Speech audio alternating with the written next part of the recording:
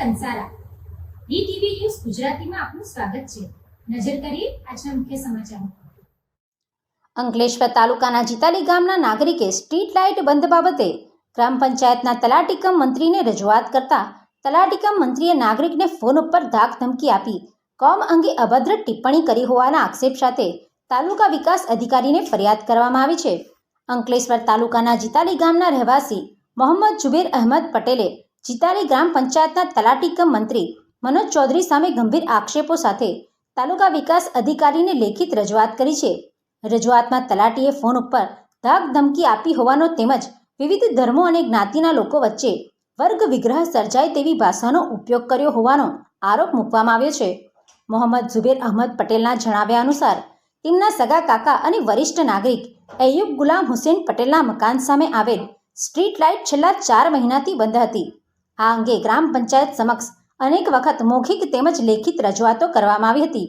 તેમ છતાં સમસ્યાનું નિરાકરણ ન આવતા તારીખ 18 જૂન 2026ના રોજ રાત્રે તલાટીકમ મંત્રી મનોજભાઈ ચૌધરીએ ફોન કરીને ગાળો આપી ધમકીઓ આપી હોવાનો આક્ષેપ કરવામાં આવ્યો છે।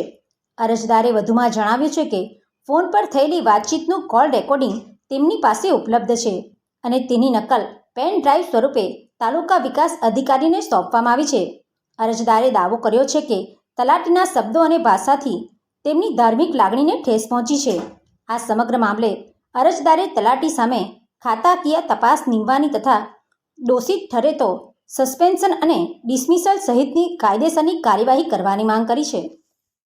હેલો હેલો રેકોર્ડિંગ કર્યું હોય ને કે પ્રૂફ બતાવીને આપવું હોય ને હેલો હા બોલો રેકોર્ડિંગ કર્યું હોય કે પ્રૂફ બનાવીને આપવું હોય ને તો આપી દેજો પણ કોઈ જરા બી કરવું નહીં।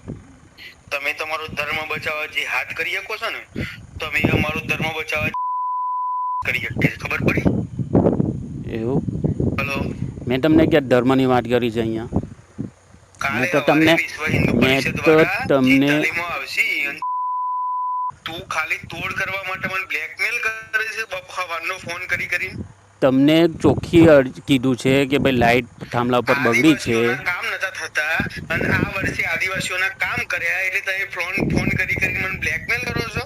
કોણે તમને બ્લેકમેલ કર્યા છે? અત્યાર સુધી તમને કોણે બ્લેકમેલ કર્યા છે? આ પહેલી વાર તમને ફોન કર્યો છે આજે? અને આદિવાસીઓના કામ કરે એટલે ફોન કરીને મને બ્લેકમેલ કરો છો। તમને આજે પહેલી વાર ફોન કર્યો છે ને આમ કીધું છે કે થાંભલા ઉપર લાઇટ ચાલતી નથી। તમે કેટલા દિવસથી 4 મહિનાથી તમને લોકો કહે છે તો તમે કરતા નથી અને મારા ઘરની બહાર થાંભલાની બહાર લાઇટ નથી એટલે તમને ફોન કરજો તો તમે આવી રીતના વાત કરવાની હોય છે તમારે। હા તો મહેશ કાકાને ફોન કરીને શું કીધું હું પ્રાંત સાહેબ જોડે બેહેલો છું વાત કરો એવું કીધું? એ ગમે તે કીધું હોય તમારે શું લેવા દેવા એમાં? તારા જેવા છે ને સવારમાં 9 ને 10 જોટ કરી પડીશ તે માપમાં રહે છે ને ચડડીમાં રહે છે ખબર પડી?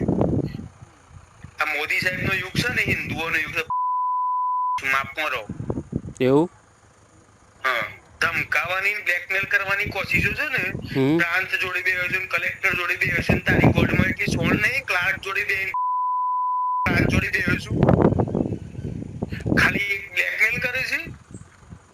ચાલો તો વાંધો નહીં સવારે મળશું આપણે। હા પંચાયત આઈને કોઈ દિવસ કીધું કે અહીંયા લાઈટ લાખવાની છે? 3 વખત આવ્યા છે। અરજી આપી એક વખત અરજી બી આપી છે।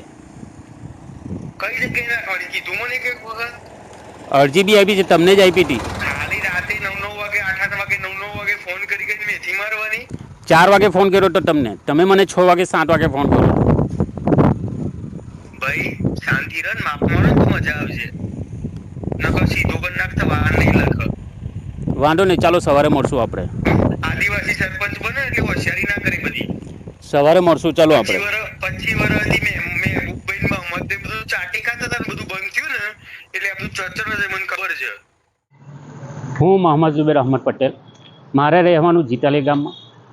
અમે તલાટીશ્રીને છેલ્લા 5 થી 6 મહિનાથી એક અરજી કરતા હતા અને મૌખિકમાં અમે એમને 4 થી 5 વખત કીધું છે કે ભાઈ અમારા ફળિયામાં જે સ્ટ્રીટ લાઇટ છે એ મારા ઘરની બહાર કે ફળિયામાં એ સ્ટ્રીટ લાઇટ ખરાબ હતી જેને અમે છેલ્લા 5-6 વખત મૌખિક અને 1 વખત લેખિતમાં અરજી આપી હતી પણ તો પણ એમને આ વાત એમને ધ્યાન પર ના લીધી અને છેલ્લી વખત એમને અમે જે 18 તારીખે ફોન કર્યો હતો દિવસ દરમિયાન તો એમણે ફોન ના ઉઠાવ્યો પણ ત્યારબાદ એમનો રાત્રે 8 વાગે મારા પર 10 ફોન આવ્યા.